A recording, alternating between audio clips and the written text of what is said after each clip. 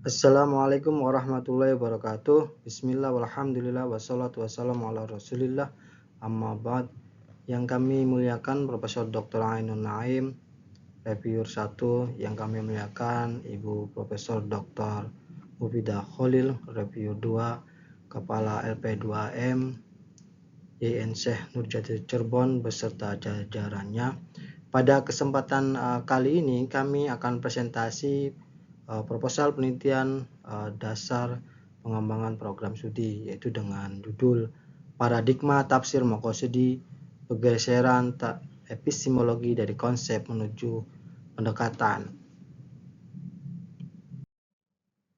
Tim meneliti paradigma tafsir Maqasidhi, pergeseran epistemologi dari konsep menuju pendekatan, yaitu saya sendiri Muhammad Memun, kemudian Bapak Muhammad Sofi Mubarak MHI, kemudian Bapak Dr. Muhammad Yahya.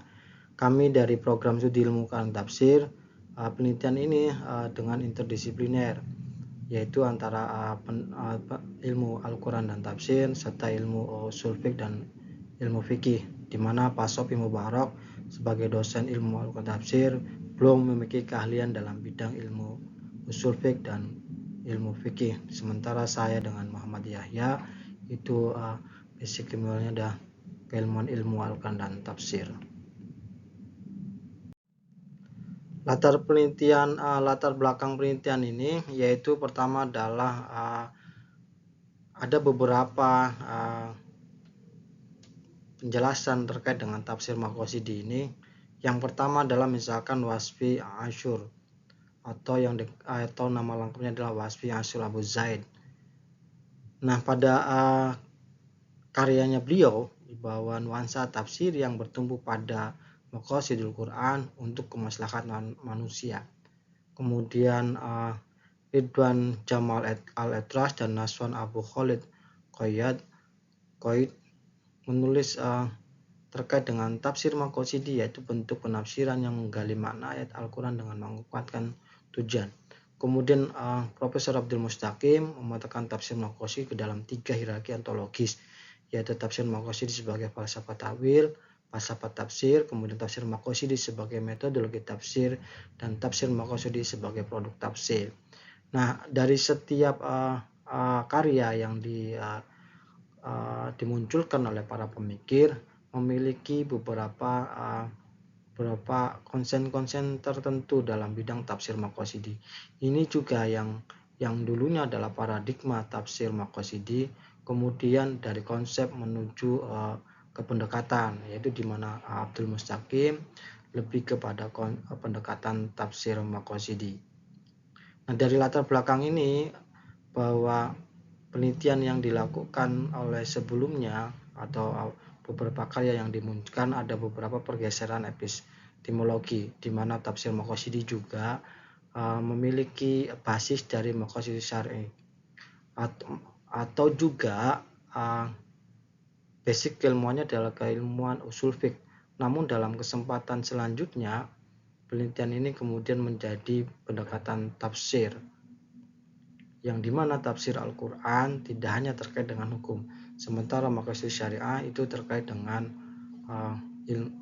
ayat-ayat ahkam.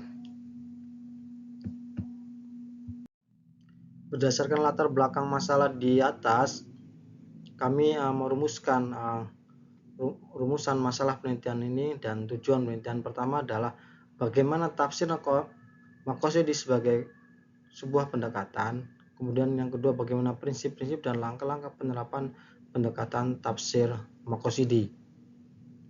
Adapun tujuan penelitian ini yaitu mengetahui dan mendeskripsikan konstruksi tafsir Maqasidhi sebagai sebuah pendekatan.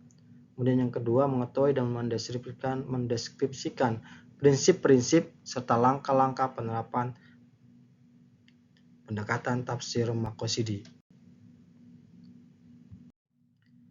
Signifikansi penelitian ini yaitu adalah terutama dari novelty penelitian yang kami akan lakukan, yaitu tafsir Maqasidhi sebagai suatu pendekatan akan disusun secara sistematis dan menjadi penopang implementasi pemahaman Al-Quran melalui mata kuliah tafsir Maqasidhi, sehingga mampu mewujudkan lulusan yang memiliki pandangan moderat serta merespon perubahan sosial. Penelitian-penelitian yang telah dilakukan terkait dengan tafsir Maqasidi, yaitu misalnya Wasfi Asyur Abu Zaid atau yang tadi sudah sampaikan, kemudian juga Umayyah tahun 2016, kemudian Ali Muhammad As'ad, kemudian Muhammad Ainur Rafiq dan Khalil Thohir, kemudian Abdul Mustaqim dan Fahmil Atqar Nabil. Nah, dari sekian penelitian yang terdahulu itu baru menjelaskan tentang tafsir Maqasidi, tetapi penjelasan terkait dengan pergeseran epistemologi dari paradigma sampai ke pendekatan itu belum ada yang menjelaskan ini. Inilah kebaruan dari penelitian ini, bagaimana pergeseran epistemologi tafsir Maqasidi, di mana juga selain ada tafsir Maqasidi, ada juga istilah dengan Maqasidul Quran. Nah, ini kedua konsep ini bagaimana bisa menjadi bagian dari tafsir Maqasidi, yang itu kita akan melihat dari konsep kemudian menuju pendekatan. Nah, pada landasan teori yaitu bahwa pertama adalah terkait dengan maqasid syariah. Secara sederhananya diterjemahkan sebagai substansi teks-teks syariah yang memuat tujuan-tujuan di balik pemberlakuan hukum sendiri. Nah, pertama kali muncul teori maqasid syariah adalah untuk melihat ayat-ayat tentang hukum, dan ini lebih pada konteks ayat-ayat ahkam. Sementara di dalam Al-Quran itu ada beberapa ayat-ayat Al-Quran yang terkait dengan tidak hanya terkait dengan hukum. Bagaimana penelitian ini menjadi penting karena merumuskan tafsir Maqasidi terkait dengan landasan filosofis yang jauh melalui perbincangan selain soal ibadah, syariah, tauhid, moralitas, kemudian konsep hak asasi manusia.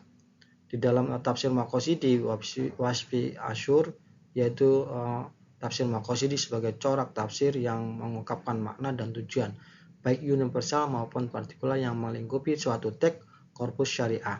Kemudian Ali Muhammad As'ad membagi dua paradigma tafsir Maqasidi, yaitu Quranic General Maqasid Base atau Maqasid Syariah Al-Ammah, kemudian Quranic Particular Maqasid Base atau Maqasid Syariah Al-Khassah gitu ya. Kemudian Jasir Auda memfokuskan Maqasid sebagai falsafah hukum Islam. Maka sesungguhnya penentuan hukum Islam harus didasarkan pada maqasid sebagai tujuan utamanya. Nah, ini pergeseran-pergeseran yang dilihat, bagaimana setiap tokoh itu memiliki cara pandang yang tertentu, dan tentunya dalam tafsir Maqasidi ini tidak hanya pada ayat-ayat terkait dengan hukum saja. Landasan teori selanjutnya itu Kuliatul Khamis. Ini meliputi tentang Hifduddin, Hifdun Nafs, Hifdul Aql, Hifdun Nasl, dan Hifdul Mal. Nah, dalam kesempatan ini seperti yang disampaikan oleh Jasir Auda melakukan konstruksi baru terhadap Kuliatul Khamis ini. Misalkan Hifduddin itu tidak hanya menjaga agama tetapi memberikan kebebasan dan penghormatan dalam berkeyakinan. Hifdun Nafs berubah menjadi memberikan pelindungan terhadap HAM dan martabat manusia. Hifdul Aql mengembangkan pola pikir dan penelitian ilmiah. Hifdul Nasl kepedulian dan pengembangan peran institusi keluarga, dan Hifdul Mal melakukan pemberdayaan ekonomi kemasyarakatan, dan ini tidak hanya menjaga tetapi melakukan pola-pola perubahan atau transformasi sosial. Berlandasan dari Jasir Auda ini akan menjadikan visual analisis terhadap beberapa perkembangan maqasid syariah. Metode penelitian yang akan digunakan dalam penelitian ini yaitu penelitian kualitatif. Jenis penelitian yaitu berupa penelitian kepustakaan atau library research. Metode penelitian yang pertama adalah metode penentuan teknik penentuan sumber data, yaitu sumber primer, kemudian sumber sekunder.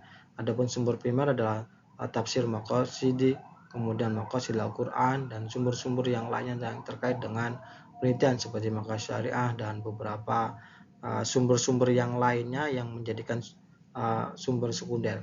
Kemudian yang kedua adalah pengumpulan data. Teknik pengumpulan data, satu menentukan tema penelitian, kedua melakukan studi pustaka, tiga melakukan observasi data dan unit analisis data, dan keempat mengolah data, menyajikan data, dan memberikan interpretasi. Analisis data ini menggunakan konten analisis, yaitu membahas kedalaman terhadap karya-karya tentang tafsir Maqasyidi dengan analisis isi pendekatan hermeneutik dan konstruktivisme, di mana dalam analisis data ini melihat bagaimana pergeseran epistemologi dari konsep menuju ke pendekatan. Teknik analisis data dilakukan pertama adalah memahami data penelitian, kemudian yang kedua meninjau ulang tujuan dari penelitian ini, kemudian yang ketiga adalah mengembangkan framework, kemudian yang selanjutnya adalah mengidentifikasi pola-pola terkait dengan pergeseran epistemologi dari konsep menuju ke pendekatan. Demikian presentasi dari kami ucapkan terima kasih atas masukan, saran, usulan, dan kami mohon juga usulan yang lainnya yang dapat memberikan perubahan atau perbaikan dari proposal ini, sehingga hasil penelitian yang kami lakukan nanti akan menjadi lebih baik. Kurang dan lebihnya mohon maaf. Wallahul muwaffiq ila aqwamit thoriq. Assalamualaikum warahmatullahi wabarakatuh.